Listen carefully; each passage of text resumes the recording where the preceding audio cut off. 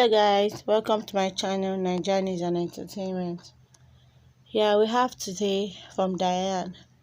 I paid for my apartment and my furniture.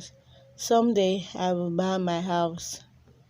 Former Big Brother NAIJA housemate Diane Yashim, aka Diane Rosset, has shared her joy with fans after she rented an apartment and bought furniture herself.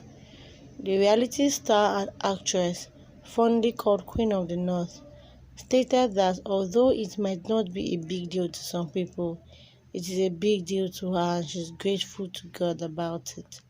Diane further shared her hopes and dreams about acquiring a house of her own someday, as she noted that it is gradually becoming an achievable feat. Fans and well-wishers have taken to the reality star's social media pages to congratulate her and celebrate with her. Guys, do you think Diane is on her way to big success?